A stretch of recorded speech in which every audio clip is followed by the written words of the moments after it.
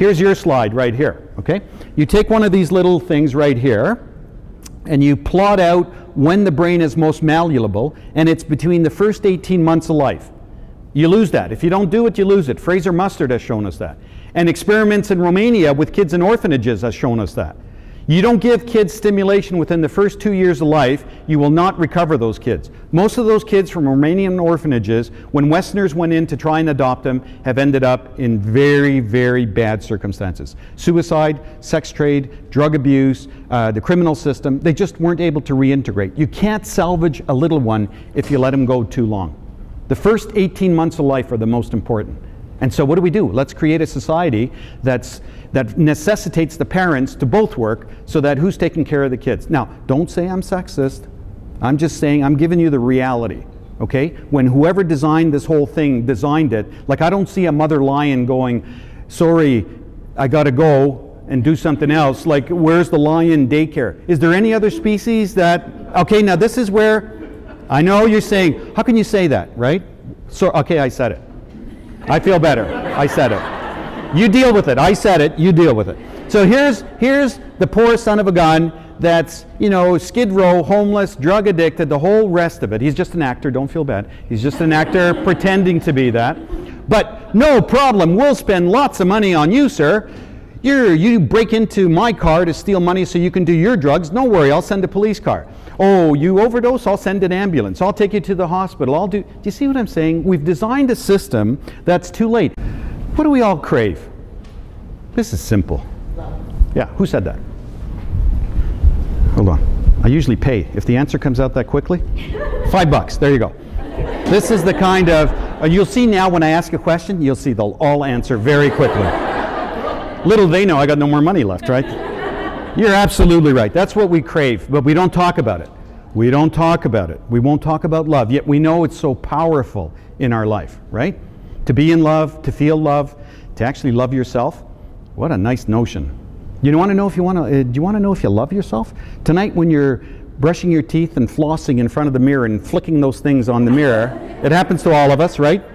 You look at yourself in the eyes. What's your name? Mina. Mina. So Mina looks at Mina and Mina says, Mina, I love you, baby. If you connect with your inner self, you'll see all of a sudden something very magical and special happens. If you can't go to bed at night looking yourself in the eyes in the mirror and saying you love yourself, you got a problem. It's as simple as that. And I was able to get my kids to do it till they were about 17, 18, and then they stopped doing it. But that's one thing you got to teach your kids how to do, okay? That's one thing you got to teach your kids. And the other thing that we all look for is happiness. We want to be happy, right? We want to be happy. Reality is, if you're not happy today, you're not going to get happy unless you do something about it. And if you think that wealth and education is going to make you a lot happier, only by about 10%. Only by about 10%. So, you think the younger wife's going to make you happier? Maybe for the first, couple of months. I don't know. You think the bigger bosom's going to make you happier? Maybe for a little while. You think the liposuction's going to make you happier? The hair transplant? All the things that we think are going to make us happier, the big screen TV, the bobcat on the acreage, they make you happy for a little bit, but then after that, you don't get much more happier. But volunteering can make you about 40% happier. If you're not a happy person today, you can get 40% happier by volunteering. 40% happier. 50% is what your mom and dad gave you. You either have it or you don't. Yet, do we have the University of Alberta VP of Love and Happiness? Like, who's responsible for love and happiness here at the U of A? Have you ever gone to see them? Is there a Department of Love and Happiness? No, yet we admit it's very important, but we don't want to talk about it, okay? You're an intelligent crowd, I know that. Listen to the instructions, please, very carefully, and just follow the instructions. I will make them explicitly clear. Look to the person to the right in the eyes and smile.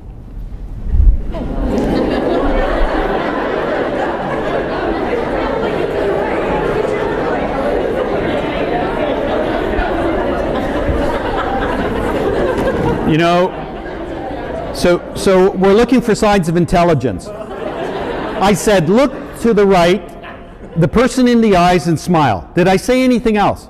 Did I say feel happy? Did I say laugh? Did I say break out? No. Then why'd they do that? Why did you do that?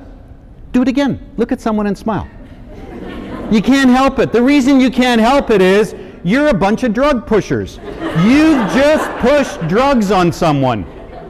If you look at someone in the eyes and smile, you will release the same chemicals in the brain that a crack addict gets, that a heroin addict gets. It's the exact same pleasure center. And you can do it over and over and over again. So you've got a kid at home. How old is he? 1 year. 1 year. So if you were to go, cuckoo, how long could you do that with a kid? The answer is forever. And the reason it's forever is because the kid immediately gets a feeling of, what the hell was that? What the hell was that? You see it in their faces. What was that? Give me some more. Give me some more. And you can do it forever and ever. And what it says to the child is, this is a protective environment. This person loves me. I feel safe here. All right? You cannot give a child enough of that. And it takes 40 adults to be doing that to a child. Expand the network your child interacts with. It takes 40 adults to raise a child properly. And so we as geniuses said, wait a second, if it takes 40 adults to raise a child, what the hell? This is a university. Why don't we have 1 adult and 400 of them? Or in school, 1 adult and 30 kids. Our formula is totally reversed. You know, the biggest things that's consuming and wasting money in Canada today are the healthcare system and the education system. At least in the education system, we have the same curriculum across Canada. Because when I go across Canada and I say to parents, you have kids? Yeah. They go to school? Yeah. If your kid comes home from school and you say, how was school today? Boring. What did you learn? Nothing. It's the same curriculum across the country. I'm convinced it's the same curriculum because no matter where I ask those questions, kids are bored and they don't learn anything. And that's not very far from the truth. That's not very far from the truth. Schools are designed for the needs of the teachers, not the needs of the learners. And every child is pre-programmed. Read this book, One Mind at a Time by Mel Levine. One Mind at a Time by Mel Levine. He'll tell you your kid's pre-wired to do 1 of 8 different things in life. The sooner you discover it, put them into that, and don't make them do anything else. So teach kids what they want. If they're musicians, teach them music. Arts, teach them arts. Sports, teach them sports. Engineering, engineering. But don't make every child learn everything. It's futile. This is how the majority of us will be living fairly soon. I'm predicting this, okay? Solitude is becoming, it's amazing because in a generation that's so hardwired to each other, more and more kids say they feel socially isolated, in spite of the fact that they're connected with these devices 24 hours a day.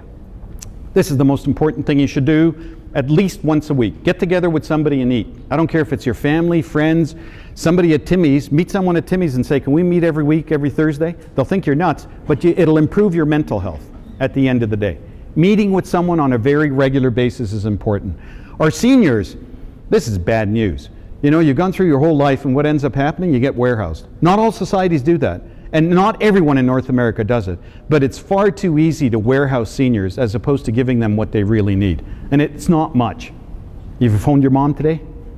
You phoned your mom today? Phone her. Go home and say, hi mom, I'm just phoning you because the doctor said to phone you. And she'll say, well, isn't that very nice? You should listen to the doctor more often, is exactly what she'll say. I can guarantee you. So this is our little nest egg, and finally it caught up to me. I never wanted to get married because I didn't know what it would do. So we got married in our living room. I never got her a ring. I thought I could get away with it. It's 30 years this year that we're married, and wouldn't you know it, 30 years is diamond, so I got to finally give her a diamond ring. But I figure, if she hung around for 30 years, she must be serious, right? So she gets a diamond ring this year, for sure. So you know this, Maslow's hierarchy. Okay, I don't have to waste time. But the bottom line is, if you don't fill the bottom layer, like there's no sense in me going to work at the Alex today and bring somebody who's homeless and say, hey, I got you into medical school. Are you ready to start? Like, I don't think so. You know, they're looking for air, food, water, shelter, a place to live, sense of security, belonging, a little bit of self-esteem, and then maybe they'll work on the last layer, okay? So this is the way we need to be filled up. Now this is what you need to fill yourself up with. These are the superfoods. If you never eat anything other than this for the rest of your life, you would be a very healthy individual. And these foods actually reverse disease processes. So from now on, every time you eat, go through a mental checklist. If this isn't what you're eating, then chances are good you shouldn't be eating it. And if you shouldn't be eating it, don't eat it. You will not starve. Trust me, you will not starve. Okay? This is all you should be eating. And this is your homework. You should know all these things. Do you walk 10,000 steps a day? What's your thyroid stimulating hormone? Are you sleeping 8 hours a night? What's your blood sugar, your resting heart rate?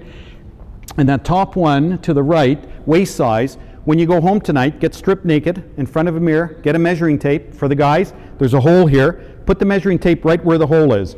And if it's more than 40, bad news. Ladies, if it's more than 37, bad news. Don't worry about your weight. Just worry about reducing your waist size, okay? Directly correlated to heart, stroke, and the rest of it.